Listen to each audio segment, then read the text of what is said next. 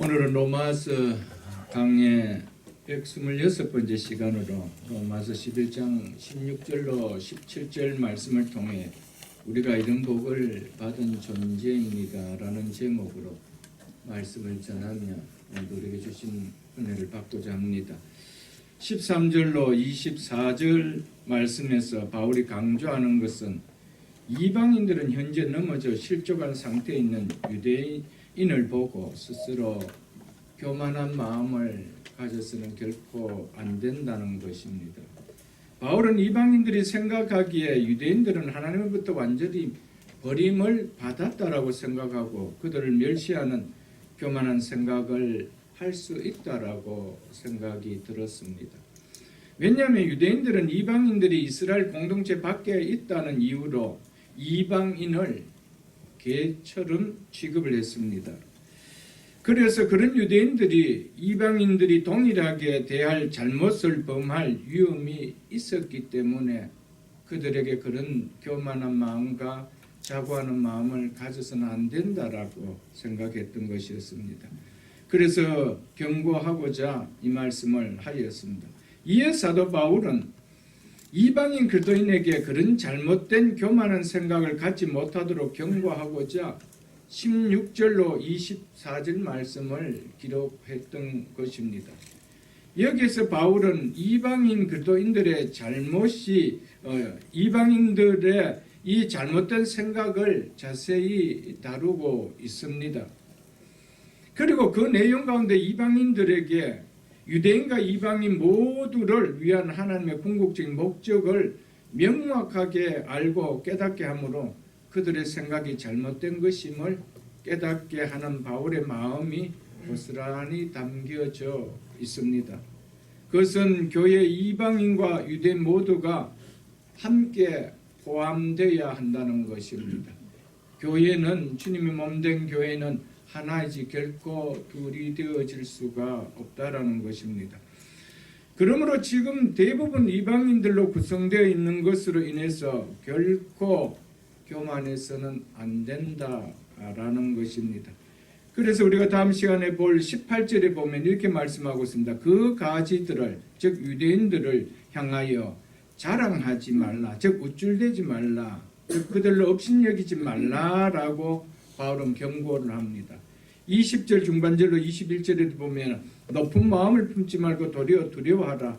하나님이 원 가지도 아끼지 아니하신즉 너희도 아끼지 아니하시리라. 22절 하반절 보겠습니다.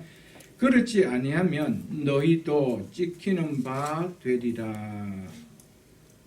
우쭐대는 교만을 하지 말라라는 겁니다. 그것은 금문이라는 겁니다. 유대인들도 하나님의 백성임을 스스로 우쭐대다가 꺾이지 않는가? 그러므로 너희도 꺾이지 않도록 조심하라라는 것입니다.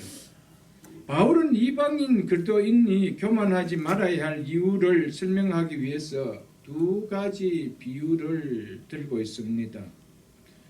지난 시간에도 말씀드렸지만 첫째가 16절에 처음 익은 곡식 가루와 떡등이 비유며 둘째가 17절 이하로 감람나무의 뿌리와 가지 비유를 들었습니다. 이 비유는 또한 앞에서 바울이 말한 유대인의 충만한 수가 들어올 것이라고 한 것에 대해 왜 그렇게 되어야 하는지 그 이유를 설명해 주는 말씀이기도 합니다. 그래서 유대인들을 무시하는 교만을 이방인 그리스도인 너희가 보여서는 안 된다라는 것을 말해 줍니다. 오늘 본문은 처음 익은 곡식 가루와 떡등이 비유와 감람나무의 뿌리와 가지의 첫 부분을 말하고 있습니다. 먼저 16절을 보겠습니다. 제사하는 처음 익은 곡식 가루가 거룩한 즉 떡등이도 그러하고 뿌리가 거룩한 즉 가지도 그러하니라. 이 말씀은 사도 바울이 구약 민수기 15장 17절로 21절에서 언급한 내용을 근거로 한 은유적 표현으로 나타낸 것입니다. 처음 익은 곡식 가루가 거룩하면 그 곡식 가루로 만든 떡덩이도 거룩하고 뿌리가 거룩하다라면 그 뿌리에서 나온 가지도 그러하다라는 비유로 이렇게 말을 했습니다. 우리가 민수기를 한번 보겠습니다. 민수기 15장 구약성경 221쪽입니다. 구약성경 221쪽입니다. 민수기 15장 17절로 21절을 보겠습니다. 221쪽 민수기 15장 17절로 21절 말씀입니다. 여호와께서 모세에게 말씀하여 이르시되 이스라엘 자손에게 말하여 이르라. 너희는 내가 인도하는 땅에 들어가거든 그 땅의 양식을 먹을 때에 여호와께 거제를 드리라. 거제는 제물을 높이 들었다가 아래로 내려놓는 제사의 방법을 말하는 겁니다. 20절 보겠습니다. 너희의 처음 익은 곡식 가루떡을 첫 수확한 곡식을 빻아 그 가루로 만든 반죽 덩어리를 가리키지요. 그래서 공동번역에 보면 처음 반죽한 떡 반죽에 한 덩어리를 떼어 이렇게 번역이 났습니다. 그것을 거제로 타작마당에 거제같이 드리라. 곡식을 타작마당에서 맨 처음 먼저 거둬들인 곡식을 한 단 묶어서 하나님께 거제로 드림을 말하는 겁니다. 이것을 타작마당의 거제라고 하는데 그와 같이 첫 수확한 곡식을 빻아 그 가루를 떡으로 만들어 거제로 하나님께 또한 드리라는 말씀입니다. 21절 보겠습니다. 너희의 처음 익은 곡식 가루떡을 대대에 여호와께 거제로 드릴지니라. 이처럼 하나님께서 모세를 통해서 이스라엘 백성이 약속의 땅에 들어가서 그 땅의 양식을 먹을 때 제사장들은 첫 곡식 가루의 일부를 취하여 떡을 만들어 그것을 하나님께 드려야 한다라고 명령을 하였습니다. 이 말씀의 요점은 하나님께 거룩한 제물로 드려진 떡을 만든 처음 익은 곡식 가루가 거룩하다면 나머지 전체도 거룩하다라는 의미입니다. 이것은 구약시대의 가르침인데 바울이 이 가르침을 가지고 제사하는 처음 익은 곡식 가루가 거룩한 즉 떡덩이도 거룩하다라고 비유를 들어서 오늘 말씀을 하고 있는 것입니다. 그러면서 이어서 바울은 뿌리가 거룩한 즉 가지도 그러하니라 즉 거룩하니라라고 뿌리의 비유를 또한 듭니다. 이 두 비유를 통해서 유대인의 수가 충만할 것임을 설명합니다. 그렇기 때문에 이방인 그리스도인들이 지금 유대인들이 실족하여 넘어졌다라고 그들을 경멸해서는 되지 않는다는 겁니다. 내가 구원받은 것을 가지고 우쭐대어서도 안 된다는 것을 말하고자 이 비유를 들어서 설명을 하고 있는 것입니다. 오늘 본문에서 거룩하다라는 말이 두 번 나오지 않습니까? 여기서 거룩하다라는 말은 중요한 말입니다.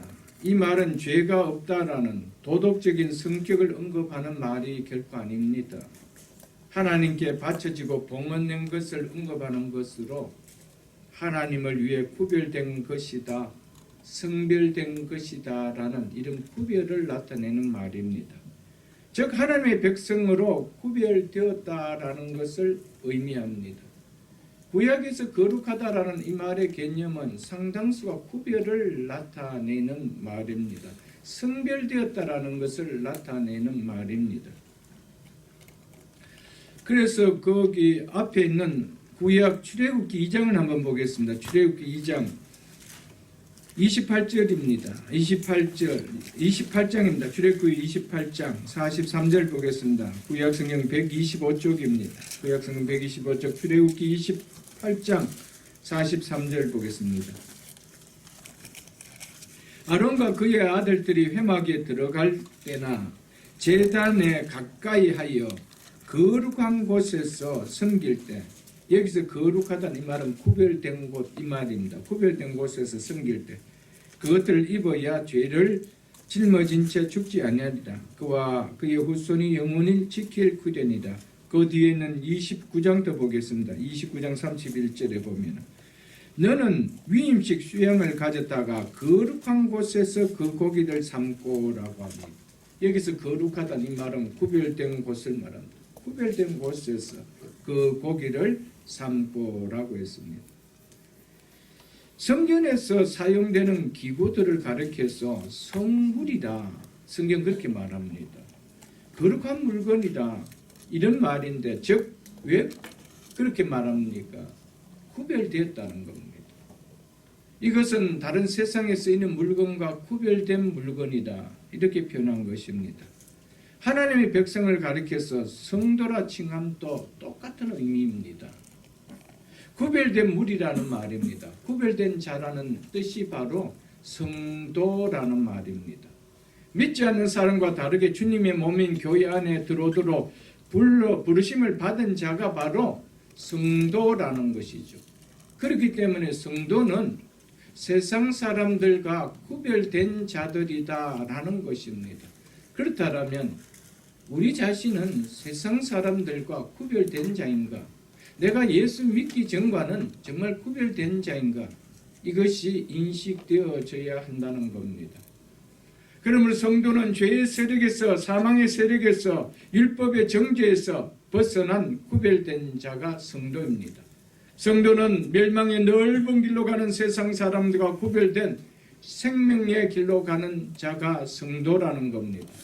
성도는 믿지 않은 사람들과 같이 율법 아래 있는 자가 아니라 은혜 아래 들어오도록 부르심을 받은 자가 성도라는 사실입니다. 그래서 성도는 구별된 자라, 그렇게 하나님께서 우리를 불러주셨습니다.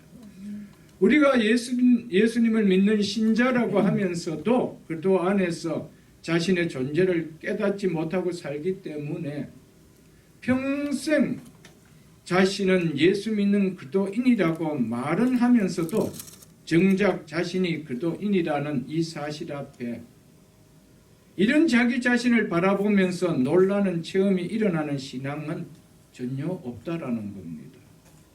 이 체험이 없기 때문에 달라짐도 믿는 자로서의 능력 있는 삶도 사라질 수가 없는 것입니다. 왜? 내 자신의 정체성이 뭔지를 모르기 때문에, 그리스도인인데 그리스도인이 뭐라는 정체성을 모르기 때문에 그렇다는 겁니다. 내가 성도인데 성도라는 정체성을 모르기 때문에 그 사실 앞에 한 번도 그 놀라움의 체험을 내가 느껴보지를 못한 것입니다. 하나님께서 우리를 성도라고 불러주시고 그리스도인이라 불러주시는데 그 그리스도인이라는 정체성이, 성도라는 정체성이 무엇인지 한 번도 내가 느껴보지를 못한 것입니다. 그래서 그것에 대해서 한 번도 나에게서 놀라는 체험이 일어나질 않은 거예요. 그렇기 때문에 내가 그리스도인인데, 나는 예수 믿는 성도인데 라고 하면서도 전혀 변화가 없는 거예요. 전혀 능력 있는 삶이 사라질 수가 없다라는 겁니다. 무엇이 성도입니까? 성도는 죄의 세력에서 구별된 자예요. 죄의 세력이 우리를 사망의 권세로 끌고 갈 수 없는 구별된 자가 성도인데, 이런 성도라는 정체성을 깨닫는데 놀라움이 없다는 거예요. 그러니까 여전히 죄의 사망에 끌려가는 삶을 우리가 똑같이 살아간다는 것이죠. 율법의 정죄에서, 영원히 하나님의 진노를 피할 수 없는 율법의 정죄에서 구별된 자인데, 그런데 우리가 하나님의 진노를 받을 수밖에 없는 율법의 정죄에서 우리가 구별된 성도라는 이 사실이 와닿지 않는 거예요. 그러니까 내가 성도라고 불러주는데도, 내가 성도라고 스스로 나를 그렇게 인식하고 있는데도 그 사실 앞에 놀라움이 없는 거예요. 그 놀라움이 없으니까 나의 삶에 어떤 변화도 달라짐도 없는 것입니다. 하나님께서 우리를 성도라 불러주신 그 사실 앞에 체험이 있어야 됩니다. 정말 놀랍다. 내가 어찌 성도가 되었는가? 내가 어찌 구별된 자로 하나님께서 이렇게 구별시켜 준 자인가? 이게 기적처럼 놀라움이 와야 되죠. 여기에 변화가 일어나는 거예요. 여기에 성도의 힘이 난다라는 사실입니다, 여러분. 그리스도 안에 있는 그리스도인의 영원한 생명 안에 있는 그리스도와 연합된 자인 것이 그리스도인인데, 이것이 성도인데, 어찌 내가 그리스도인이 되었다는 것이, 성도가 되었다는 것이 놀랍지 않습니까? 우리가 무슨 수로 영원한 생명을 가질 수 있는 자가 되었습니까? 영원한 생명을 가진 그분 안에 들어갔기 때문에. 그래서 그분의 생명과 연합된 자를 가리켜서 그리스도인이라 칭해 준단 말이에요. 그런 우리가 그리스도인인데, 영원한 생명을 가진 그리스도인인데, 이런 그리스도인이 되었다는 이 정체성 앞에 한도 놀라움이 없어요. 여러분, 이런 놀라움이 있어야 그리스도인의 파워가 생기는 거예요. 죽음 앞에서도 그 죽음을 호통칠 수 있는 능력이 있다는 것이죠. 우리는 죽음을 맞이하는 자가 아니라 죽음을 통과하는 자라는 이 사실 앞에 우리의 힘이 생긴다는 사실입니다. 왜? 우리는 영원한 생명을 가진 자이기 때문에. 아멘. 아멘. 고린도전서 1장을 한번 보겠습니다. 고린도전서 1장 263쪽입니다. 신약성경 263쪽 고린도전서 1장 2절입니다. 이것은 교회가 무엇인지, 이 말씀은 성도가 누구인지를 정확하게 정리해주는 말씀 아닙니까? 여러 차례 보았던 말씀입니다. 고린도전서 1장 2절 말씀입니다. 고린도에 있는 하나님의 교회, 곧 누구 안에서요? 그리스도 예수 안에서 거룩하여지고. 우리가 예수 그리스도 안에 있었기 때문에 하나님이 우리를 보시고 거룩한 자라, 구별된 자라 이렇게 불러주신다는 사실입니다. 그리스도 밖에 있는 자와 그리스도 안에 있는 자는 확연하게 다른 자입니다. 그러면서 성도라 부르심을 받은 자들과, 누가 우리를 성도라 불러주셨대요? 하나님께서. 성도라 부르심을 받은 자들. 왜요? 우리가 예수 그리스도 안에 있기 때문에 이렇게 성도라, 구별된 자라 불러주신다는 사실입니다. 아멘. 아멘. 또한 각지에서 우리 주 곧 그리스도와 그들과 우리 주 대신 예수 그리스도 이름을 부르는 모든 자들에게, 이들이 모인 곳이 교회라는 겁니다. 교회는 그리스도 예수 안에 있는 자들만이 교회가 될 수 있다는 것이죠. 하나님께서 그리스도 안에 있는 자들을 구별시켜 준 자들만이 교회라는 겁니다. 건물이 교회가 아니라는 겁니다. 누가 하나님의 교회 안에 있는 자라고 바울은 이야기하고 있습니까? 그래도 예수 안에서 거룩하여진 자라고 하죠.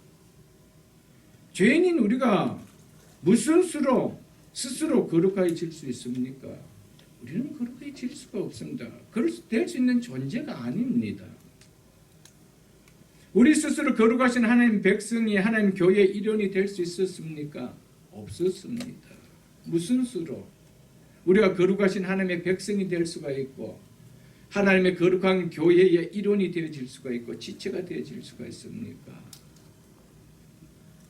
무슨 수로 우리가 스스로 구별된 자, 즉 성도가 될 수 있었는가요? 없었습니다. 언제 가능해집니까? 그래도 예수 안에 있을 때. 누가 우리를 예수 그리스도 안에 넣어주십니까? 하나님 한 분이십니다. 아멘. 그래서 하나님께서 우리를 성도라 불러주시는 거예요. 그래서 어찌 내가 성도라 부르심을 받는가라는 이 존재의 체험이 느껴질 때 우리가 달라지는 거예요. 그래서 그런 존재를 가지고 살아간다는 자체가, 내 자체가 파워풀하다는 것이죠.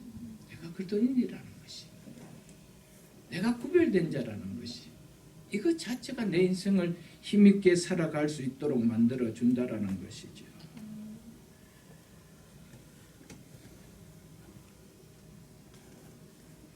그리스도 예수 밖에 있는 자와 구별된 그리스도 예수 안에 있는 자는 성도라라고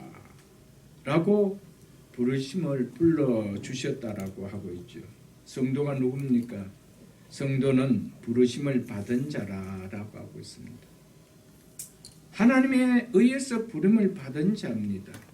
결코 우리 스스로가 성도가 될 수가 없고 우리 스스로가 구별된 자가 될 수가 없습니다. 마지막 하나님께서 심판하실 때 그래서 쭉정이와 가라지를 골라내시는 거예요. 여러분, 하나님께서 성도라 불러주셔야 되는 거예요. 우리끼리 성도라, 우리끼리 그리스도인이라 아무런 의미가 없지요. 하나님 보실 때 성도요, 하나님 보실 때 그리스도인일 때 그것이 참 그리스도인이요, 참 성도라는 사실입니다. 그렇지 않다라면은 하나님이 불러주신 것과 스스로 자칭 그리스도인이라고 생각하는 것은 나중에 하나님께서 갈라내신다라는 사실입니다. 고린도전서 1장을 펴었으니까 30절을 한번 보겠습니다. 30절. 고린도전서 1장 30절을 보겠습니다. 너희는 하나님으로부터 나서 누구 안에 있고요? 그도 예수 안에 있고. 아멘. 하나님께서 우리를 예수 그도 안에 넣어주신 거예요. 우리가 들어온 거 아니에요. 그래서 너희는 하나님으로부터 나서 그리스도 예수 안에 있고. 놀라운 사실 아닙니까? 그분의 영원한 생명 안에 있을 수가 어떻게 있었습니까? 이것이 우리의 행위였습니까? 우리의 의지였습니까? 우리의 노력이었습니까? 전적으로 하나님께서 하셨다는 겁니다. 그렇기 때문에 구원받은 자에게는 자랑할 것이 없다라는 것이죠, 여러분들. 너희는 하나님께로부터 나서 그리스도 예수 안에 있고 예수는 하나님으로부터 나와서 우리에게 지혜와 할 때 이 지혜는 예수는 우리를 구원하신 하나님의 지혜라는 말입니다.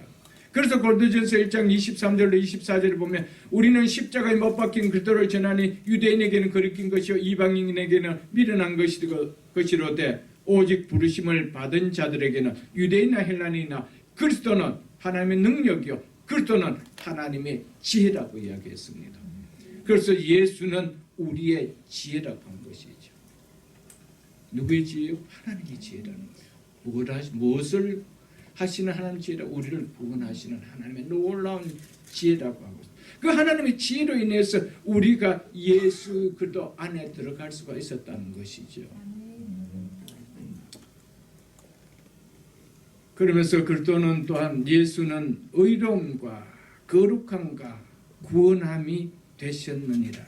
예수 그리스도 안에 있기 때문에 그분을 통하여 우리가 어려움을 받는 자가 되었고 거룩함과 구원함이 되셨다라고 성경은 분명하게 말씀하고 있습니다.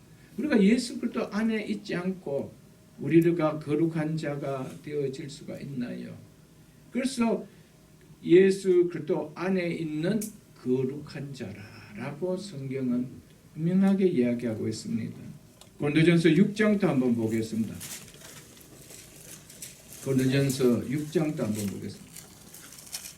이렇게 분명하게 그리스도 예수 안에 있는 자를 구별된 자라고 하는 거예요. 세상에는 두 분류밖에 없습니다. 그리스도 안에 있는 자와 그리스도 밖에 있는 자. 이 두 분류밖에 없습니다. 성도와 성도가 아닌 자 두 분류밖에 없다라는 것을 우리에게 말해주고 있습니다. 6장도 보겠습니다. 9절로 11절 보겠습니다. 불의한 자가 하나님의 나라를 유업으로 받지 못할 줄 알지 못하냐. 미혹을 받지 말라. 음행하는 자나 우상숭배하는 자나 간음하는 자나 탐색하는 자나 남색하는 자나 도적이나 탐욕을 부린 자나 술 취하는 자나 모욕하는 자나 속여 빼앗는 자들은 하나님의 나라를 유업으로 받지 못하리라. 너희 중에 고린도 교회에 이런 자들이 있었다는 겁니다. 너희 중에 이와 같은 자들이 있더니 고린도 교회 성도들 한테 이런 사람들이 많이 있었다 이 말 아니겠어요? 그런데 어떻게 했대요? 주 예수 그리스도의 이름과 우리의 하나님의 성령 안에서 씻음과 즉 죄의 씻음과 거룩함과 어렵다 하심을 받았느니라. 우리의 힘으로 이런 일이 일어났습니까? 아닙니다. 예수 그리스도의 이름과 우리의 하나님의 성령 안에서라고 성경 말하고 있습니다. 죄의 씻음과 거룩함과 어렵다함은 모두 다 의의 개념을 나타내는 동일한 표현입니다. 주 예수 그리스도의 이름과 우리 하나님의 성령 안에서 이루어졌는 구원입니다. 구원은 우리의 실력으로 받은 것이 아닙니다. 우리의 의나 우리의 노력으로 이루어진 것이 아니라는 것입니다. 그래서 하나님께서 우리를 성도라 불러주시는 거예요. 왜? 하나님께서 구별시켜 주셨기 때문에. 그래서 하나님께서 우리를 성도라 불러주신다는 거예요. 하나님이 우리를 구별했는 자라고 불러주신데 어떻게 감격이 없어요? 어떻게 그런데 우리에게 아무런 찡함이 없느냐는 거예요. 우리가 그런 구별된 자가 될 수 있는 어떤 요건이 있었나요? 자격이 있나요? 전적인 하나님 은혜였습니다. 하나님이 우리를 성도라 불러주셨대요. 그래서 이 성도라 부르심 앞에 얼마나 감사한지 몰라, 감격한지 몰라. 제가 여러 차례 예화에 그런 말씀을 드렸지 않습니까? 목사도 지옥 갈 수 있어요. 장로도 지옥 갈 수 있습니다. 권사도 지옥 갈 수 있습니다. 성가대장도 지옥 갈 수 있습니다. 교사도 지옥 갈 수 있습니다. 그러나 성도는 절대로 지옥 가지 않습니다. 아멘.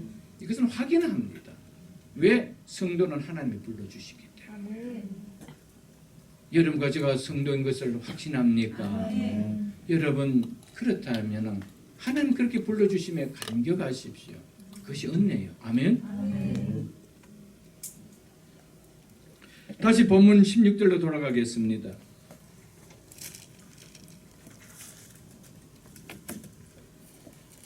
본문 로마서 11장 16절 보겠습니다. 제사하는 처음 익은 곡식 가루가 거룩한 즉 떡덩이도 그러하고 뿌리가 거룩한 즉 가지도 그러하니라.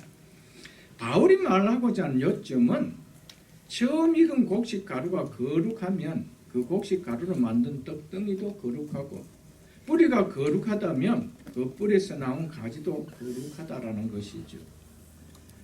곡식 가루가 원료라는 면에서 그것이 시작이라면 떡덩이는 원료로 만들어진 결과물이라는 것입니다.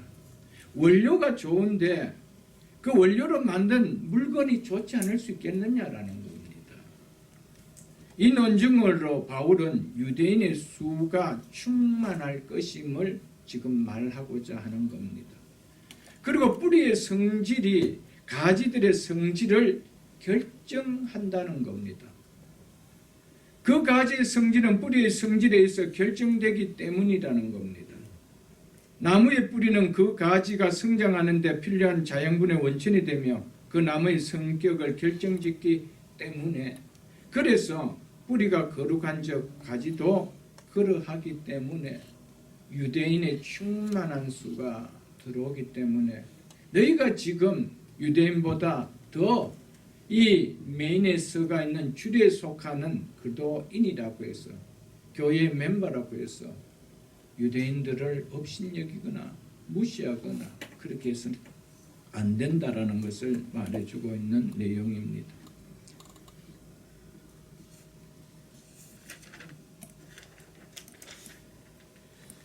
이 두 가지 예화는 동일한 사실을 말해주지만은 두 번째 뿌리의 예화는 첫 번째 가루의 예화의 요점을 더 명확하게 나타내주는 강조하는 면이 있다라는 것입니다. 처음 익은 곡식 가루와 떡덩이의 관계는 뿌리와 가지들의 관계와 정확하게 같습니다. 그러므로 처음 익은 곡식 가루와 뿌리가 그리고 떡덩이와 가지들이 각각 동일한 내용을 가리킨다라는 것을 우리는 짐작할 수가 있을 것입니다. 그렇다면 처음 익은 곡식 가루와 뿌리는 무엇을 의미하며 떡덩이와 가지들은 무엇을 의미할까요? 즉 무엇을 나타내는 표현일까요? 처음 익은 곡식 가루는 아브라함과 이삭과 야곱, 즉 믿음의 족장들을 의미합니다. 왜냐하면 이들이 유대민족의 시작이기 때문입니다. 아브라함과 이삭, 야곱, 믿음의 족장들은 유대민족의 유대민족, 즉 이스라엘의 뿌리이기 때문입니다.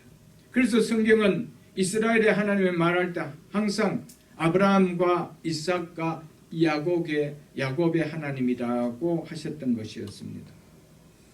그리고 떡덩이와 가지들은 그 구약의 믿음의 족장들의 약속에 근거하여 하나님께 받아들여질 종말의 때까지 여러 세대에 걸친 이스라엘, 즉 유대인들을 가리킵니다. 족장들은 여러 세대에 걸쳐 하나님의 백성들로 받아들여지게 될 이스라엘의 뿌리라는 것을 말해주고 있습니다. 28절을 한번 보겠습니다. 본문 그 밑에는 28절. 복음으로 하면, 즉 복음으로 판단하면 그들이, 이스라엘이 말했죠. 이스라엘이 너희로 말미암아, 즉 이방인으로 말미암아 원수된 자요, 즉 하나님의 원수된 자요. 유대인들이 복음을 거부하여 실제로는 하나님과 적대 관계에 있었다는 말입니다. 그럼에도 이로 인해서 이방인들에게 복음이 전해져서 이방인들이 하나님과 화목하게 되는 계기가 되었다는 것입니다. 그러나 이 표현이 바로 15절에 보면은 그들을 버리는 것이 세상의 화목이 되었거든 이라는 말과 동일한 의미라는 겁니다. 그러나 바울은 유대인들이 복음을 거부함으로 하나님과 원수된 자가 되었기 때문에 이방인들에게는 유대인들이 실제로 하나님의 구원과 아무런 관계가 없는 자들이 된 것처럼 보인다는 것입니다. 그럼에도 유대인들에게는 이방인들이 가지지 못한 특권을 가지고 있기에 결코 이 상태로 끝나지 않는다는 겁니다. 그래서 바울이 이어서 이렇게 말하고 있습니다. 택하심으로 하면, 택하심으로 판단하면 이스라엘은 조상들로 말미암아, 이 말은 조상들이 보여준 의로운 행위 때문이라는 의미가 아니라 하나님께서 족장들에게 하신 약속들, 즉 언약 때문이라는 말입니다. 그 언약으로 인해 후손들에게도 신실하게 언약을 성취해 가신다라는 이런 의미입니다. 그래서 택하심으로 하면 조상들로 말미암아 하나님의 사랑을 입은 자라라고 하고 있습니다. 복음의 관점에서 보면 이스라엘은 하나님의 원수된 자인데 택하심의 관점으로 본다면 하나님의 사랑을 입은 자다라고 바울은 얘기하고 있습니다. 그러므로 제사는 처음 익은 곡식 가루가 거룩한 즉 떡덩이도 그러하고 뿌리가 거룩한 즉 가지도 그러하리라는 이 의미는 하나님께서 언약을 맺은 믿음의 조상들로부터 나온 그 후손들도 동일한 범주에 있다라는 것을 말해줍니다. 바울이 주장하는 것은 아직 믿지 않고 있는 나머지 유대인들도 예수님을 그리스도로 믿고 받아들일 때 결국 거룩하게 바쳐질 것을 나타낸 표현입니다. 그 이유는 하나님께서 아브라함, 이삭, 야곱에게 주신 약속이 있었기 때문입니다. 그들과 맺은 언약이 있었기 때문이라는 것입니다. 이스라엘의 뿌리인 이 족장들이 뽑히지 않았기 때문에 이 뿌리에 아직 붙어있는 가지들도 결국 거룩하게 될 것이라는 것입니다. 하나님의 말씀은 절대로 폐해지지 않는다라는 것을 바울은 이 사실을 들어서 말해주고 있습니다. 바울은 하나님께서 지금 이스라엘을 버리신 것처럼 보일지라도 그것은 어디까지나 하나님의 뜻을 이루기 위한 한시적인 것이지 결코 영구적으로 버려진 것은 아니다라는 의미에서 이렇게 말한 것입니다. 그 증거로 처음 익은 곡식가루와 뿌리의 비유를 들었던 것이었습니다. 처음 익은 곡식가루가 거룩하지 않느냐는 것입니다. 그렇다면 그것으로 만들 떡덩이도 당연히 거룩하지 않겠느냐라고 지금 바울이 말하고 있는 것입니다. 뿌리가 거룩하지 않느냐는 것입니다. 그렇다면 그 뿌리에서 날 가지도 거룩하지 않겠느냐라는 것이죠. 한 나무의 뿌리가 거룩하다라면 그 뿌리로부터 수액을 받은 나무 가지 또한 거룩하지 않겠느냐. 이런 논리를 비유로 들어서 바울은 이스라엘은 반드시, 유대인들은 반드시 흉만한 수로 찰 것이다. 그러니까 너희가 먼저 이 유대인들이 버림을 받는 것처럼 보이는 이 현상을 보면서 너희들이 결코 교만해서는 안 된다. 이것을 지금 바울은 이야기하고자 하는 것입니다.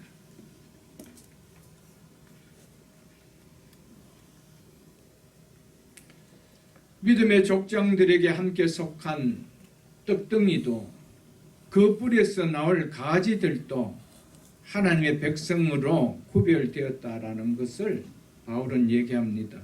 그들도 하나님의 교회로 부르심을 받는 구별된 자들이다.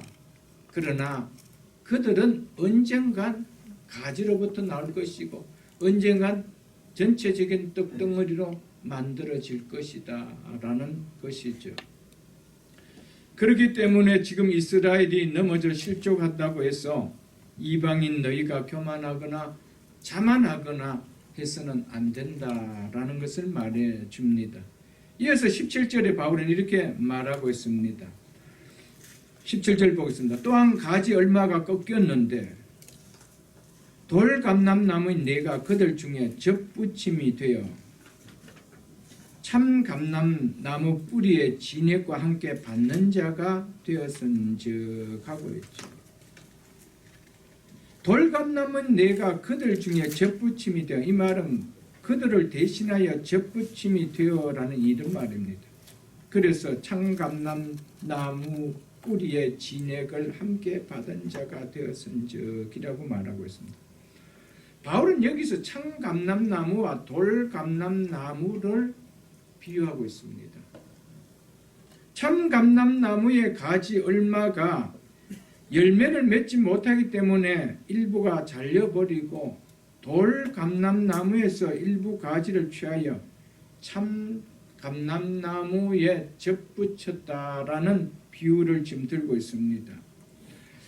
바울은 이 비유를 들어서 유대인을 가리키는 참감람나무 가지 얼마가 꺾여졌고 이방인을 가리키는 돌감람나무 가지가 그 자리에 접붙임을 벗게 되었다.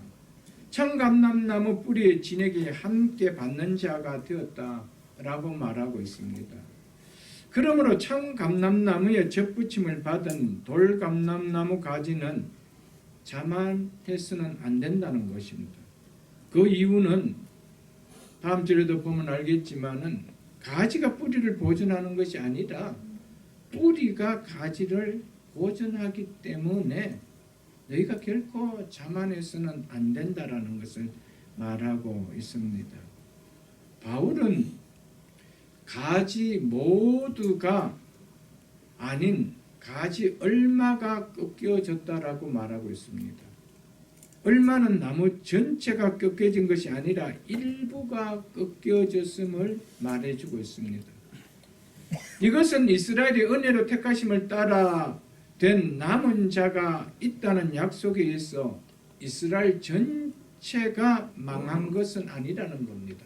이스라엘 전체가 실족하여 넘어진 것은 아니라는 것을 말해주고 있습니다. 왜냐하면 여전히 그 뿌리는 건재하기 때문이라는 겁니다. 이방인들은 구약에서 이스라엘 백성을 통해 이어오는 구속 역사의 흐름에 편입된 자들입니다. 이방인들은 감람나무의 뿌리에 진액을 함께 받는 접붙임을 받은 가지이지 원가지가 아니라는 것입니다. 그렇기 때문에 너희가 뿌리가 건재한데 그 뿌리에 접붙임을 받은 너희가 교만해서 되겠느냐라는 것을 말하고 있습니다. 감람나무는 열매를 얻기 위해서 재배하는 나무입니다. 그러나 돌감람나무는 재배하는 감람나무가 아닌 야생 감람나무를 말합니다. 열매를 거의 맺지 못하는 나무를 돌감람나무라고 합니다. 맺는다 해도 열매로서 상품의 가치가 전혀 없는 것을 말합니다. 그래서 돌감람나무는 불모성을 상징하는 말로 자주 쓰이는 말입니다. 유대인들은 마치 재배된 감람나무처럼 오랫동안 하나님의 말씀의 가르침을 받았으며 성전을 가졌으며 예배를 드리는 자들이었습니다. 거기에 비하면 이방인들은 이런 손길이 전혀 닿지 않은 야생 돌감람나무와 같다라는 것이죠. 어느 농부도 좋지 않는 가지를 좋은 가지에 접붙이지 않습니다. 가지 자체에서 열매를 맺기 때문에 좋지 않는 가지를 좋은 가지에 붙었다고 해서 좋지 않는 가지가 좋은 가지가 되는 것은 없기 때문에 절대로 원해를 하는 사람은 좋지 않는 가지를 좋은 나무에 접붙이지 않습니다. 반대로 좋은 가지를 좋지 않는 나무에 붙여서 그 나무를 살리려고 한다는 것이죠.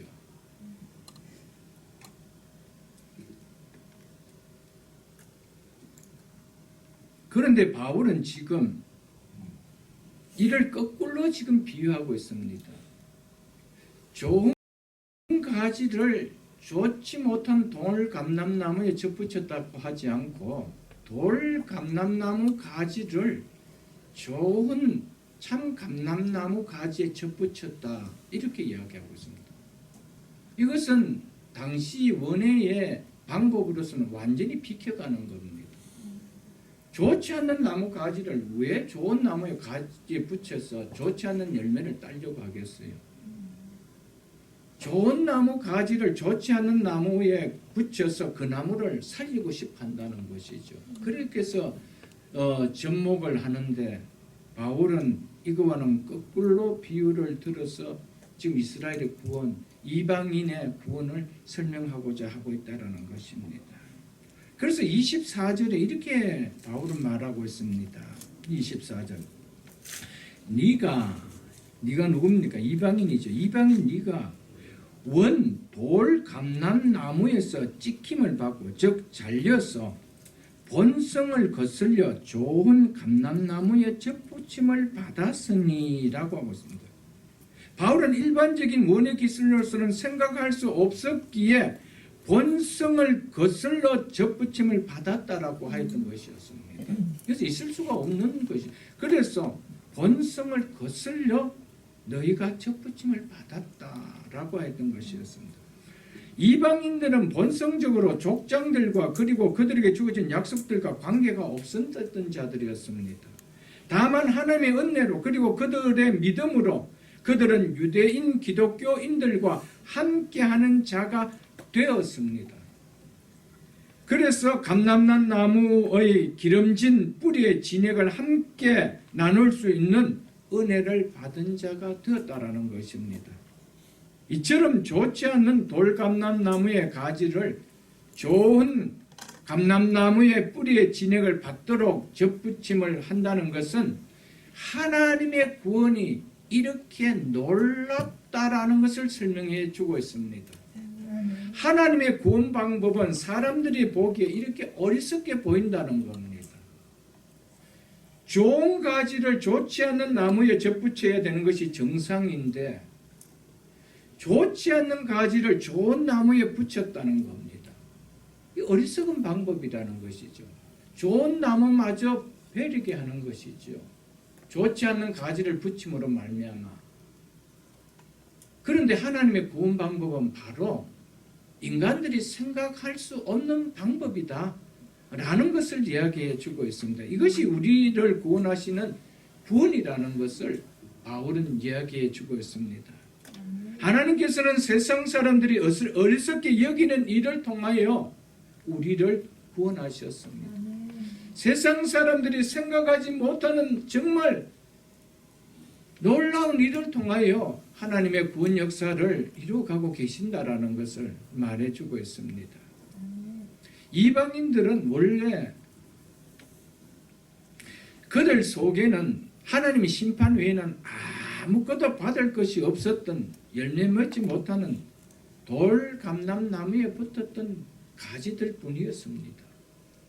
그런데 지금 그들이 열매 맺는 가지의 영광을 지니게 되었다면 그것은 원래 나무가 아니라 그들이 접붙임 바 된 다른 참 감람나무로부터 온 것뿐이다라는 것을 바울이 말해주고 있습니다.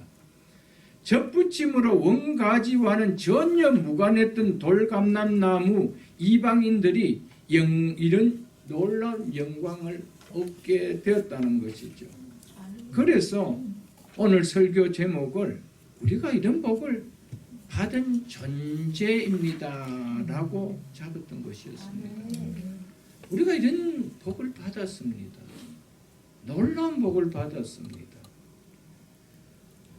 상식적으로는 이해될 수 없는 일을 통하여 하나님께서 우리를 구원해 주셨다라는 사실입니다. 우리 스스로가 접붙여질 수가 있습니까?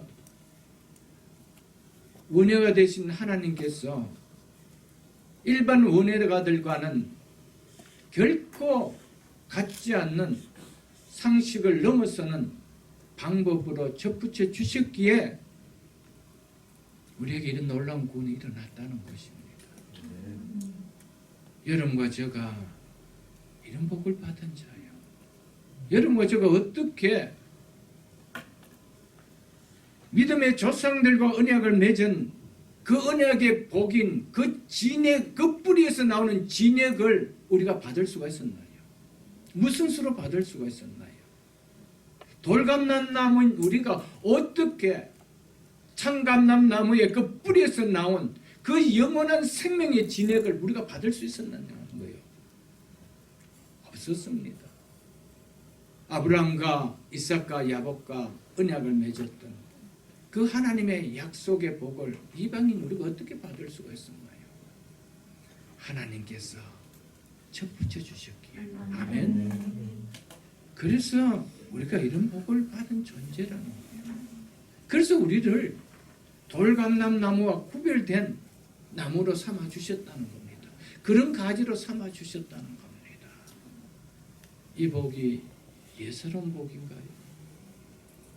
우리가 참감람나무의 뿌리의 진액을 받아 그런 놀라운 구원의 은혜를 영광의 열매를 맺을 수 있는 자가 되었다는 것은 전적인 하나님의 작품이었습니다. 이런 복을 받은 우리라면 우리가 어떻게 이 복을 주신 하나님 앞에 살아가야 될지, 이 복을 받은 자가 우리가 어떤 삶을 드러내야 할까요, 여러분들? 그러면 언약에 대해서 이방인이었던 우리에게 놀라운 구원의 복이 임했다는 것은 은혜 중에 은혜요, 복 중에 복을 받은 자입니다. 그래서 바울은 이방인들은 유대인들과 비교하여 자신들의 존귀함을 자랑할 이유가, 자만할 이유가 결코 있을 수 없다라는 것을 이 비유를 들어서 말했던 것이었습니다. 여기서 참감람나무를 유대민족으로 말하는 분들도 혹 계십니다. 그렇다면 만일 이방인이 참감람나무에 접붙임을 받았다면 이방인은 자동적으로 유대인이 된다라는 말과 같아집니다. 이런 의미에서 참감람나무는 유대민족이라 이렇게 말할 수는 없다는 것입니다. 19절을 보겠습니다. 19절에 보면은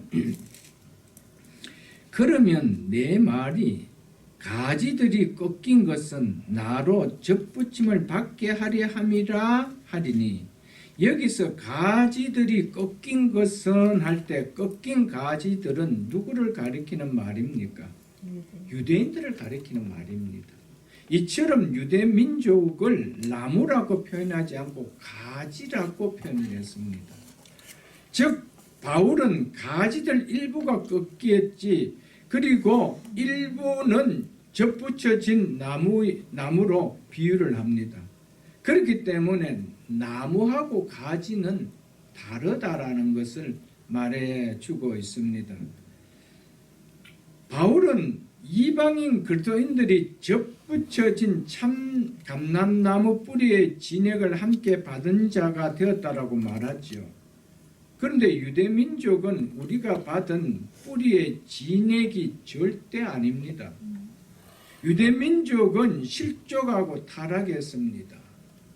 그랬다라면은 그들은 쫓겨날 이유가 없었습니다. 하나님과 원수되어질 수가 없었습니다. 우리는 유대민족에게서 양분을 받은 자가 절대 아닙니다. 따라서 유대민족은 절대로 뿌리의 진액으로 묘사될 수가 없습니다. 그렇기 때문에 참 감람나무는 유대인이다 이렇게 설명할 수가 없다라는 것이죠. 그런데 어떻게 그 유대인들이 그렇게 이루어질 수가 있느냐는 것, 실족에 넘어질 수 있느냐는 것이죠. 참 감람나무 뿌리의 진액이라는 이 의미는 믿음으로 어렵담을 받은 생명의 복음을 말합니다. 이스라엘의 조상인 아브람 이래로 소수 이스라엘 사람들만이 이 진액을 받았습니다. 그래서 그 감람나무의 가지로 붙어 있었던 것이었습니다. 그렇지 않았던 가지들은 다 끊어져 나갔다라고 성경은 말하고 있죠. 이방인들이 참 감람나무 뿌리의 진액을 함께 받게 되었다는 것은 아브라함을 통하여 주어지는 구약의 약속과 언약에 참여하게 되고 아브라함과 다윗의 자손으로 오신 메시아 예수 그리스도의 은혜를 누리는 자가 되었다는 겁니다. 그래서 그 영원한 생명의 진액을 우리가 받을 수가 있었다라는 것이죠. 아브라함의 믿음과 거룩한 수고를 통하여 받은 축복을 함께 누리며 아브라함과 그 후손들에게 주었던 약속을 함께 우리가 받게 되어진 것입니다. 참 감람나무는 유대인과 이방인으로 구성된 하나님의 백성을 나타내는 말입니다. 그렇기 때문에 누가 참 감람나무에 붙여지는 달려있는 가지가 될 수 있느냐? 하나님의 백성만이 된다는 겁니다. 누가 하나님의 백성만이 될 수 있다는 겁니까? 그 아브라함과 이삭과 야곱으로부터 나온 맺은 그 언약의 그 진액의 뿌리를 받아들인 자들이죠. 예수 그리스도를 믿음으로 오실 메시아를 통하여 그 예수 그리스도를 믿음으로 구원을 받는 자들입니다. 그들이 참 감람나무라는 것이죠.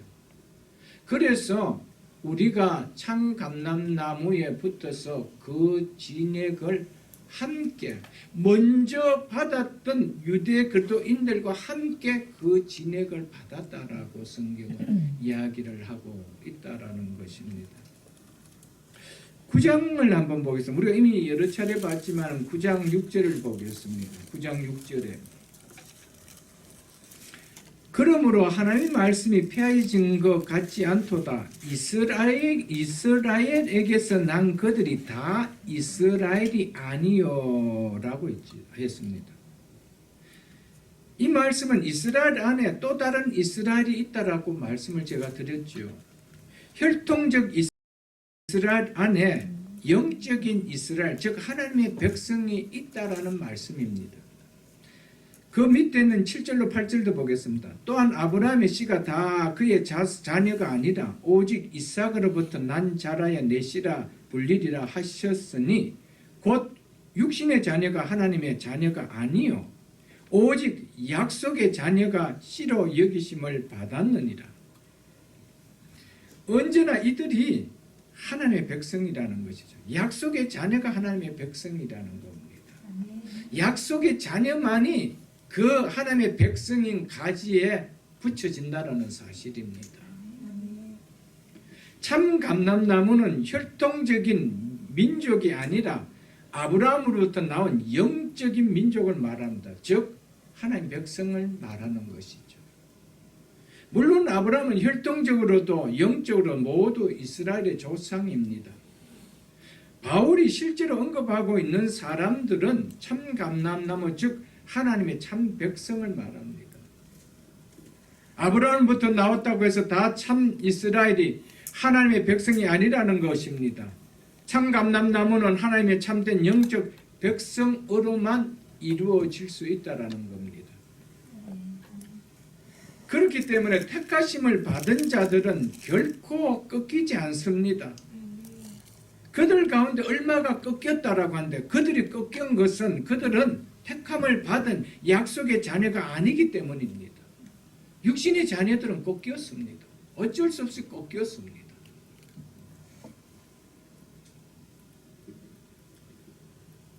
혈통적으로 이스라엘에 속한 자들은 꺾였다는 것입니다. 이들은 아브라함의 참된 영적 후손이 아니라는 겁니다. 아브라함의 참된 영적 후손은 언제나 참 감람나무 안에 있습니다. 그런데 앞으로 이런 영적인 참 감람나무가 될 이런 유대인들 가운데 이런 자들이 장차 충만한 수가 남겨져 있다라는 것을 지금 말하고자 하는 것입니다. 성경은 어디에서도 택함을 받은 자들이 타락하거나 쫓겨났다라는 말씀이 없습니다. 그러므로 꺾인 자들은 일반적으로 이스라엘 민족에 속한 육신의 혈통에 속한 이스라엘 자녀들이었습니다. 은혜로 택하심을 받은 자는 절대로 참 감람나무 즉 하나님의 백성에서 꺾여져 나가는 일은 없습니다. 믿음으로 구원받은 자는 결코 구원에서 떨어져 나가는 일은 없다라는 사실입니다. 이스라엘 안에 영적인 참 이스라엘이 있는 것처럼 보이는 교회 안에서도 그리스도의 몸의 지체가 된 참 그리스도인이 있는가 하면 그리스도의 몸의 지체가 되지 않은 표면적 그리스도인도 있다라는 사실입니다. 이것은 예수님께서 비유를 통해 여러 차례 말씀해 주셨습니다. 한밭에 알곡도 있지만 가라지도 있다. 어부가 잡은 그물 안에 쓸 고기도 있고 버려질 고기도 있다. 성경은 분명히 이야기하고 있습니다. 한 공동체 안에서 한 신랑을 맞이하는데 한 분류는 나는 너를 모르겠다는 분류가 있다라는 것입니다. 그리고 신부로 맞이하는 분류가 있다라는 겁니다. 세 종들이 동일하게 한 주인 밑에서 일하고 있는데 두 종들은 착하고 충성된 종이라고 내 즐거움에 참여할 것이라고 말하는데 한 종은 슬픈데 어두운 곳에 던져 슬피 이를 갈미라 그렇게 이야기했습니다. 한 공동체 안에 있었습니다. 사랑하는 성도 여러분, 나중에 참 감람나무에 즉 그리스도의 몸의 지체가 된 참 그리스도인지 아닌지는 마지막에 확인하게 다 드러난다는 겁니다. 그래서 요한복음 15장 6절에 보면 예수님께서 친히 말씀하셨죠. 사람이 내 안에 거하지 아니하면 가지처럼 밖에 버려져 마르나니 사람들이 그것을 모아다가 불에 던져 사르느니라 라고 했습니다. 우리는 내 생각을 믿어서도 안 되고요. 어떤 목사님의 말씀을 믿어서도 안 되고요. 우리는 오직 바이블을 믿어야 됩니다. 성경이 뭐라고 말하고 있는지, 성경에서 말하고 있는 이 구원의 진리를 내가 믿어지고 있지 않다라면은 나는 여전히 공동체 안에 있다 할지라도 나는 버려질 수밖에 없는 내 안에 거하지 않는 가지라는 거예요. 우리는 이 사실을 기억할 수 있어야 됩니다. 우리는 많은 경우에 하나님께서 그렇게 경고하고 경고했던 말씀들을 공동체 안에 있는 자들이 얼마나 많이 업신여기고 듣고 신앙생활하는지 모릅니다. 그렇지 않다면 주님께서는 그런 공동체 안에 경고의 말씀을 하실 이유가 없습니다. 절대로 없습니다.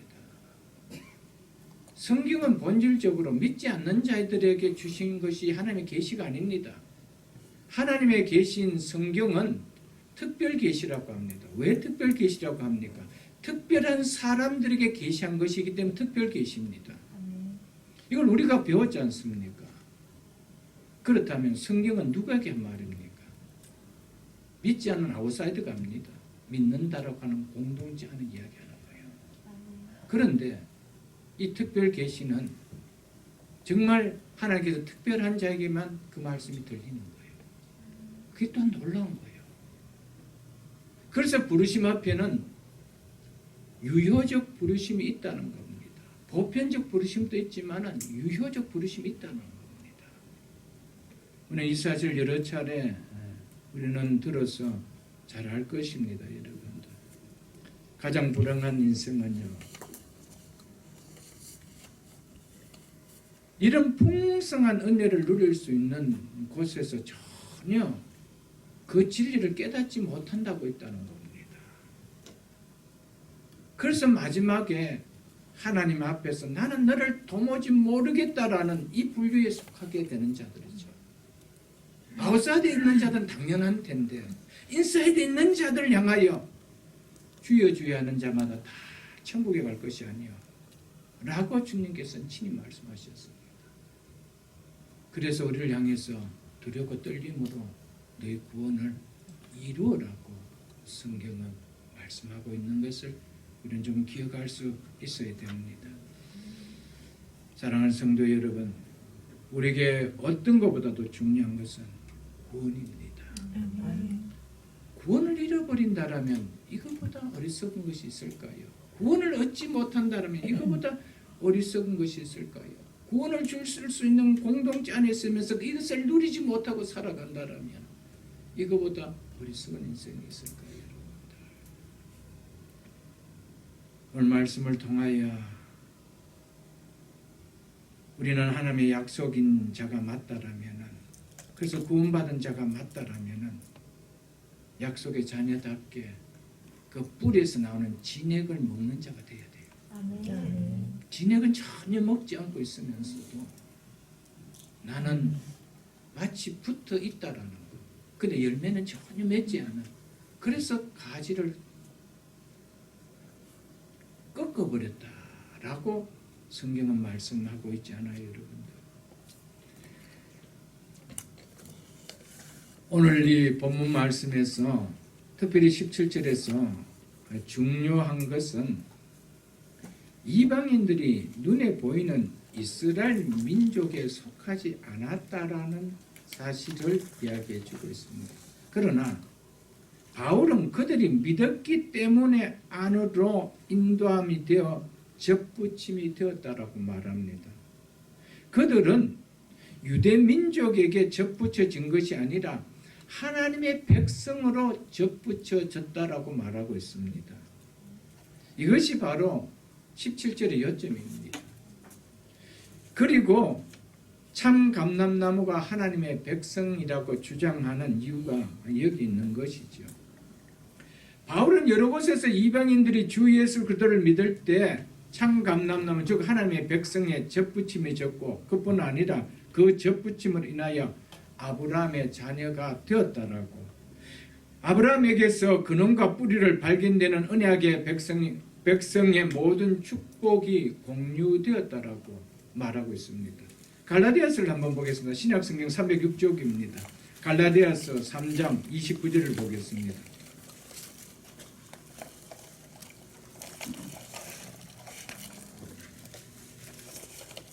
갈라디아서 3장 29절입니다. 306쪽입니다. 갈라디아서 3장 29절.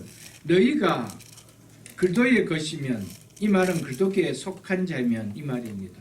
너희가 그리스도께 속한 자이면 곧 아브라함의 자손이요 약속대로 유업을 이을 자니라. 아멘. 누가 하나님의 백성입니까? 그리스도께 속한 자입니다. 그리스도께 속하지 않고 하나님의 백성이 될 수가 없습니다.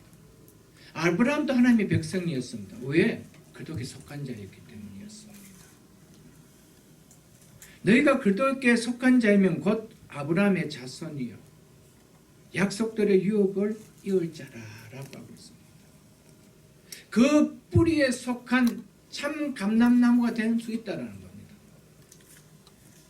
그 아브라함의 후손인 참 뿌리에 속한 참 감람나무가 될 수 있는 것은 무엇 때문입니까?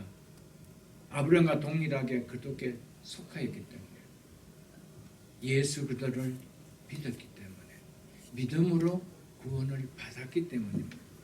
그런 자에게는 약속대로 유업을 이을 자예요. 하나님 백성이기 때문에 하나님 자녀이기 때문에 당연하게 상속을 이을 자라는 겁니다. 지금 이 말을 갈라디아서 3장 29절의 이 말을 바울은 누구에게 하고 있습니까? 이방인 갈라디아 교인들이 지금 하고 있는 것입니다.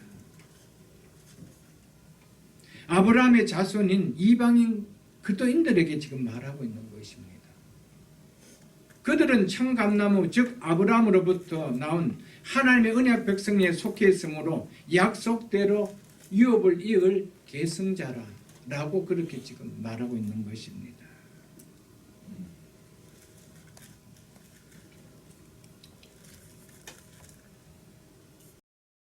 감람나무 안으로 들어가지 않고 그 안에 거하지 아니하고 구원은 일어날 수가 절대 없습니다. 그렇기 때문에 구원을 일어날 수 있도록 하나님께서 우리를 거기에 접붙여 주셨다라는 사실입니다. 우리를 구원하는 것은 이 참감람나무의 뿌리에 진액과 관계를 맺고 있기 때문입니다. 하나님은 아브라함을 통하여 하늘의 별과 땅의 모래와 같지만은 네 후손들이 있을 것이라고 얘기했습니다. 이 후손은 장차 이삭을 통하여 나오는 예수 그리스도 그를 통하여 이런 후손들이 주어질 것이라고 약속했습니다. 그렇기 때문에 이 아브라함과 약속한 이 언약과 관계없는 진액을 먹지 않고는 우리는 절대로 구원이라는 것을 누릴 수가 없습니다. 아브라함이 받은 구원이 다르고 우리가 받은 구원이 다를까요?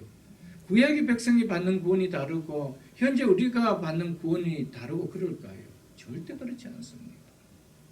그래서 교회는 한 교회인 거예요. 주님의 몸인 교회는 한 교회입니다. 이스라엘의 교회이 다르고 우리의 교회가 다르고 그렇지 않, 신약의 교회가 다르고 그렇지 않다라는 겁니다.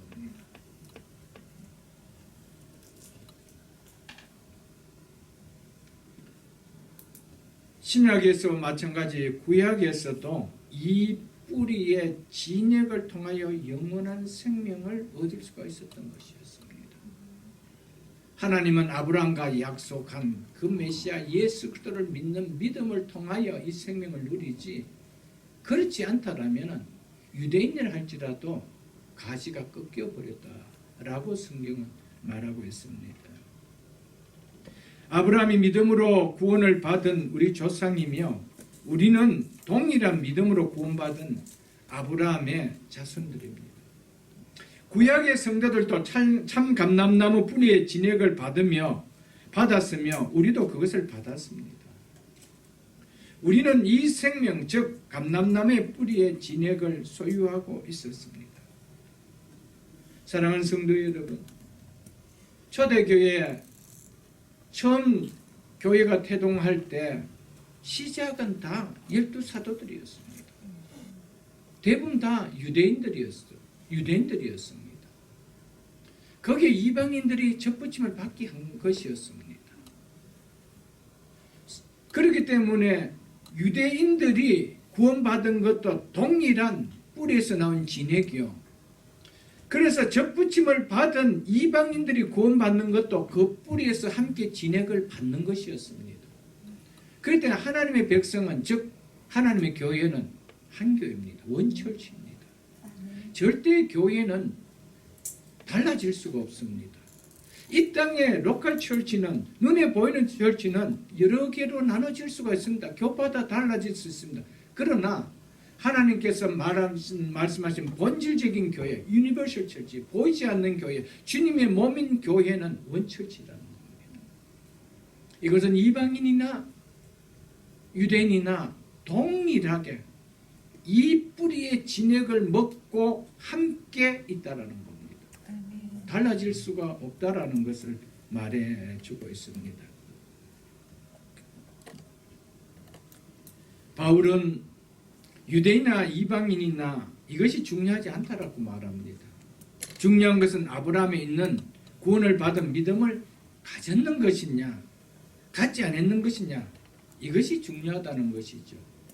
혈통의 관계가 아니라 믿음의 관계가 중요하다라는 겁니다. 유일하게 중요한 것은 우리가 믿음으로 참 감람나무에 접붙여졌는가 그렇지 않는가라는 것입니다. 이것이 너무 중요하다라는 사실이죠. 그래서 에베소서를 한번 보겠습니다. 신약성경 2장입니다. 신약성경 에베소서 2장 311쪽입니다. 신약성경 311쪽 에베소서 2장 11절로 13절 말씀입니다. 에베소서 2장 11절로 13절 말씀입니다. 그러므로 생각하라. 너희는 이방인 에베소 교회 성도들 가르쳐 말하죠. 너희는 그때 육체로는 이방인이요 즉 유대인이 아니었다 이 말이죠. 손으로 육체에 행한 할례를 받은 무리라. 참 무리라 칭하는 자들로부터 할례를 받지 않은 무리라 칭함을 받는 자들이라. 이 말씀 내용은 근떡이 무슨 말인지 잘 모르죠. 할례는 하나님께 속한 백성임을 나타내는 표시였습니다. 그렇기에 이 의미는 하나님께 속한 백성이라는 유대인으로부터 하나님께 속한 백성이 아니라 칭함을 받는 이방인들에게라는 이런 의미를 한 말입니다. 12절 보겠습니다. 그때 너희는 그리스도 밖에 있었고 이스라엘 나라 밖의 사람이라. 약속의 언약들에 대해서는 외인이요 세상에서 소망이 없고 하나님도 없던 자이더니, 이 말은 한마디로 너희는 이방인에서 하나님 나라와 아무런 관계가 없었던 자들이었다 이 말이죠. 여러분과 저는 어떻습니까? 하나님께서 언약하신 백성들과 맺으신 약속의 언약들과는 아무런 관계가 없었던 바로 이방인들에 속한 자들이었습니다. 바울은 이런 우리들에게 이렇게 이야기합니다. 13절에 이제 전에 멀리 있던 너희가 그리스도 예수 안에서 그리스도의 피로 즉 예수 그리스도의 십자가의 공로로 이 말이죠. 가까워졌느니라.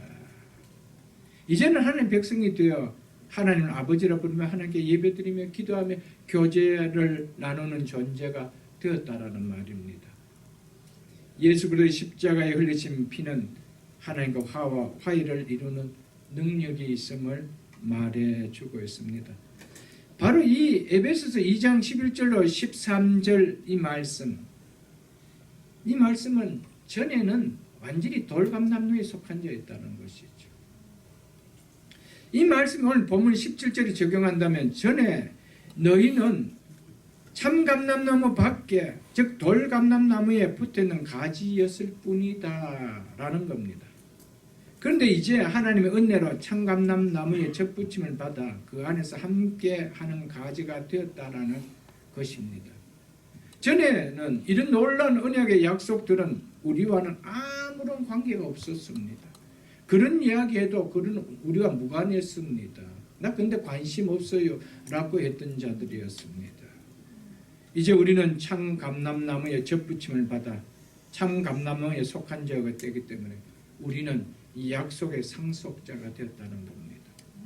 하나님께서 언약의 백성에게 약속하신 구원의 모든 축복을 받는 상속자가 되었다라는 것을 말해주고 있습니다. 그러나 바울의 중요한 이 말씀에서 가르침이 있다면 구원의 문제에 있어서 유대인이든 이방이든 상관이 없다라는 겁니다. 이것은 사실이지만은 그와 동시에 바울은 유대인의 위치에 대해 특별하고 독특한 사실을 말하고자 하고 있습니다.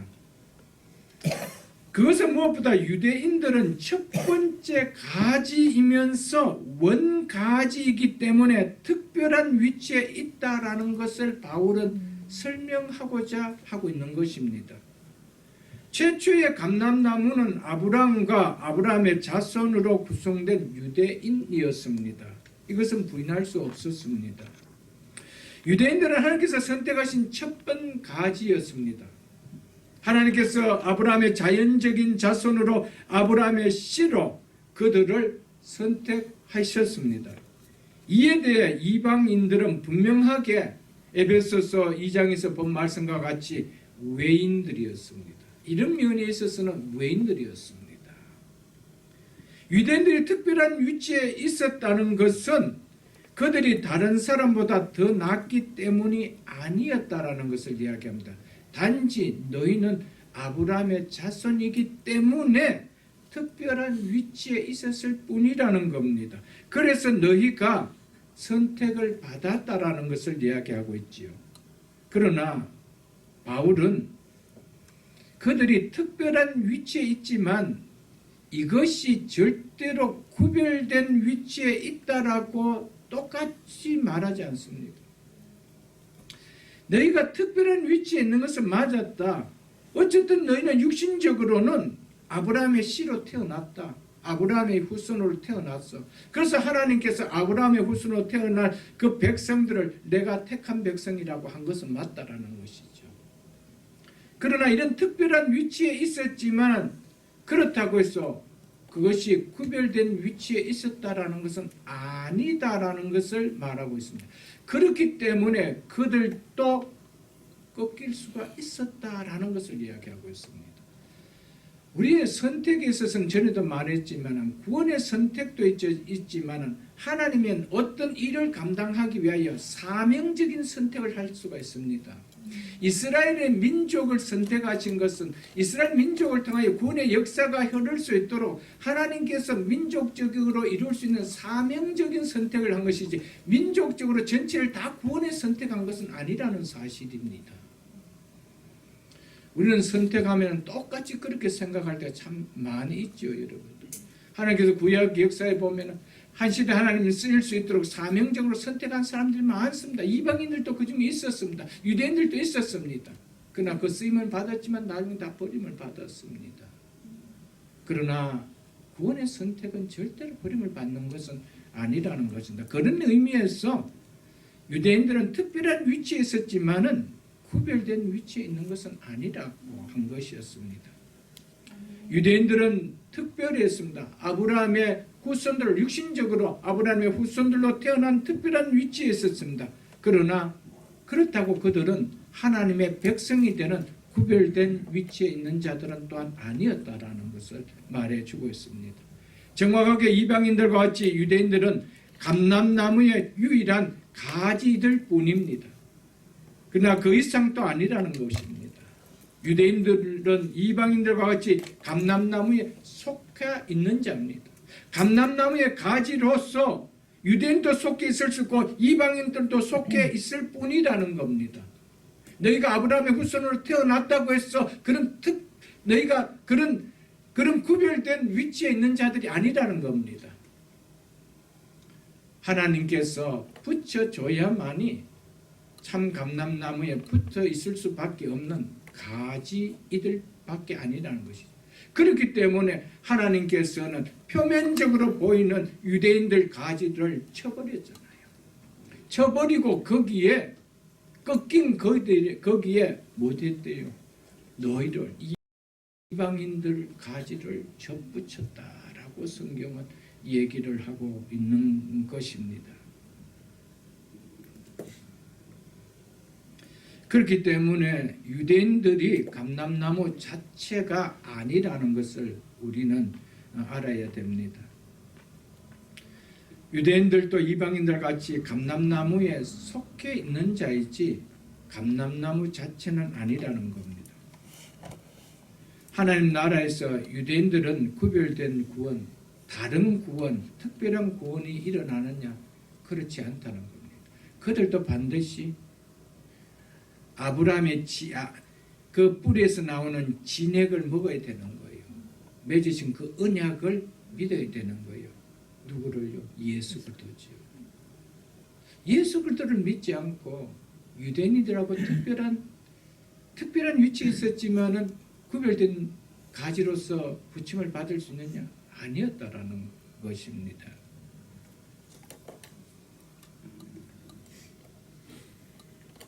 그렇기 때문에 이런 유대인을 참감람나무 자체로 해석하는 분들은 미래의 어느 때에 유대인들이 돌아와서 그들은 특별한 위치를 차지할 것이다, 이렇게 가르치는 교단들이 있습니다. 세대주의 교단들이죠. 참 위험합니다.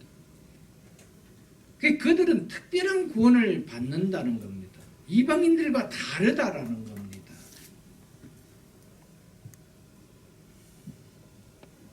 유대인들은 이방인들도 포함되어야 할 동일한 참감람나무에 똑같이 접붙임을 받는 자들밖에 아니라는 겁니다.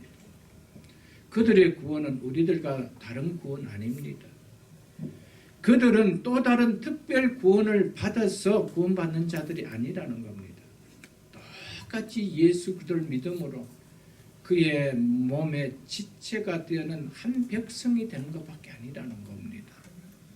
그렇기 때문에 이런 내용들을 정확하게 깨달으면 그런 설교를 들으면 저거 계획주의 신학, 계획주의가 이야기하는 성경관과 너무나 다르구나, 이게 탁 캐치가 된다는 거야. 그렇구나, 마지막에 이스라엘 백성들이 특별한 구원을, 특별한 대우를 받는데, 이런 이야기를 하는 분들이 상당히 많습니다. 여러분들.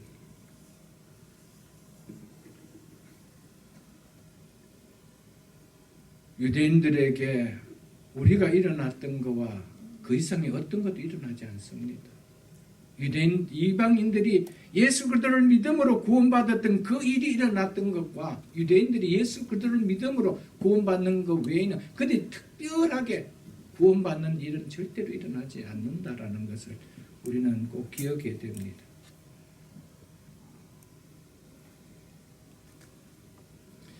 그렇기 때문에 유대인들도 예수 그리스도를 믿는 변화를 통해서 참감람나무에 접붙임을 받는 일이 일어나지, 그들이기 때문에 민족적으로 그들을 선택했기 때문에 민족적으로 다 하나님의 백성들로 구원한다라는 이런 것은 아니라는 사실을 우리는 꼭 기억해야 됩니다. 왜냐하면 주님의 몸인 교회가 조금 전에도 말씀을 드렸지만은 두 개가 있을 수가 없기 때문에 그렇습니다. 유대인의 교회가 따로 있고 이방인의 교회가 따로 있을 수가 없기 때문에 그렇습니다. 주님의 몸인 교회는 only one church입니다. 한 교회입니다. 그렇다면 구원의 방법이 다를 수가 있느냐? 절대로 다를 수가 없다라는 거예요. 똑같이 그 뿌리에서 나오는 진액을 먹는 가지가 되지 아니하고는 될 수가 없다라는 겁니다. 그렇기 때문에 이스라엘의 구원과 우리의 구원과 시대에 따라, 상황에 따라, 세대에 따라 구원이 다르다고 가르치는 것은, 이것은 너무나 잘못된 가르침인 것을 우리는 좀 알 수 있어야 됩니다.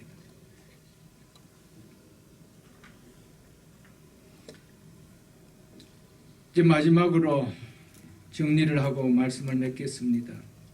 구원은 전적으로 하나님의 역사임을 우리는 이 말씀을 통하여 다시 한번 좀 깨달을 수 있어야 됩니다. 그렇지 않다면 우리가 이런 복을 받은 존재라는 오늘 본문의 말씀이 와닿지 않을 것입니다.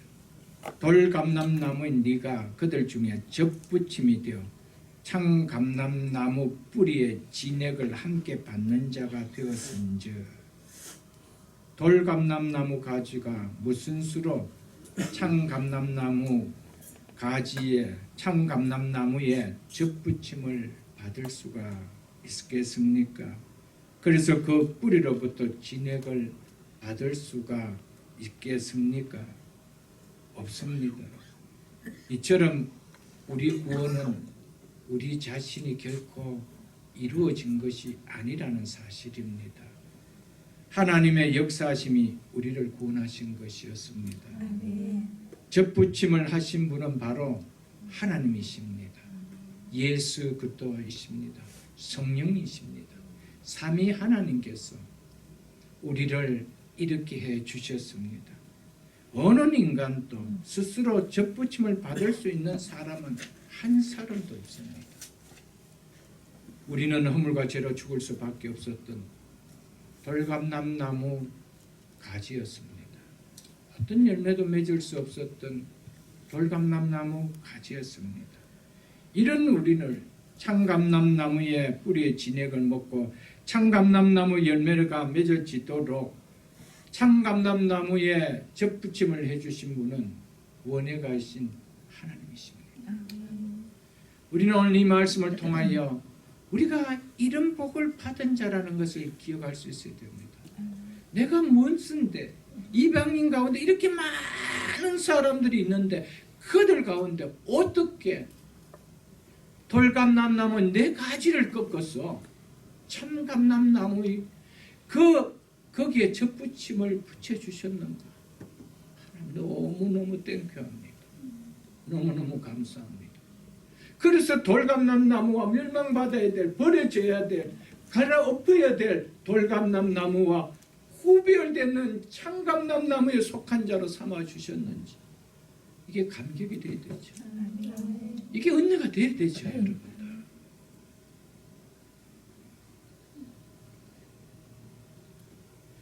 그래서 23절과 24절에 보면 이렇게 말씀하고 있습니다. 본문 23절, 본문 23절과 24절, 그들도 믿지 아니하는데 머무르지 아니하면 접붙임을 받으리라. 그들 누굽니까? 유대인들이죠. 유대인들도 믿지 아니하는데 머무르지 아니하면 접붙임을 받으리라. 스스로 구원받을 수가 없습니다. 유대인들이라고. 이는 그들을 접붙일 능력이 누구에게 있습니다? 하나님께 있습니다. 아멘. 하나님께 있습니다. 네가 이방인들 가르쳐 말했죠. 원 돌감람나무에서 지킴을 받고 본성을 거슬려 좋은 감람나무에 접붙임을 받았으니 이게 기적이라는 거예요. 그래서 구원은 기적이라는 거예요. 그래서 구원은 생각할 때 감격이 안 일어날 수가 없다는 거예요. 왜? 기적이기 때문에. 어떻게 돌감람나무가 멸망당해야 될, 갈아엎어져야 될 돌감람나무가 참감람나무에 접붙임을 받을 수가 있었는가? 이건 기적이라는 거예요. 누가 하셨다는 거예요? 하나님의 능력이었다. 아멘. 이것을 우리에게 말씀해 주고 있다는 것입니다. 그러면서 또 이렇게 말하겠습니다. 또 한 가지 얼마가 꺾였는데, 오늘 본문에 보겠죠. 또한 한 가지 얼마가 꺾였는데, 잘렸는데, 유대인들이 잘렸다 이 말 아닙니까? 왜 그리 잘렸을까요? 왜 그리 잘렸습니까? 복음을 불순종한 불신 때문이었습니다. 그렇기 때문에 당연히 꺾여지는 정죄함을 받아야 될 책임이 자신에게 있다라는 것입니다. 여러 차례 말씀을 드렸지 않습니까, 여러분들? 우리가 선택 교리를 믿고 있지만 그 선택 교리는 인간의 책임도 있다라는 사실입니다. 하나님께서 우리가 어떻게 구원받습니까? 하나님 능력으로 구원받았습니다. 하나님 은혜로 구원받았습니다. 그렇다면 우리가 어떻게 해서 정죄를 받습니까? 우리의 하나님을 믿지 않는, 예수 그리스도를 믿지 않는, 복음을 믿지 않는 불신 때문이라는 겁니다. 그래서 그들이 꺾였다라고 말하고 있습니다. 사랑하는 성도 여러분, 믿음이 없이는 꺾입니다. 믿는 척이 아니고 믿어야 되는 거예요. 진액이 올라와야 되는 거예요. 그렇지 않으면 꺾여버리는 거예요. 꺾여짐에 대해서는 우리의 책임이라고 성경은 말하고 있습니다. 말씀을 맺겠습니다. 우리가 이런 복을 받은 존재입니다 라는 이 말씀 속에 정말 이 구원은 기적이 느껴지는 체험, 은혜가 와닿아야 우리 삶도 달라지고 예수 그리스도를 믿는 그리스도인으로서의 파워풀한 힘이 여기서 나온다는 사실을 기억하고 우리에게 이런 놀라운 축복을 주셔서 나를 이런 존재로 만들어주신 하나님께 감사하며 남은 인생 속에 힘있게 신앙생활을 할 수 우리 모두가 다 될 수 있기를 주님의 이름으로 축복합니다. 주신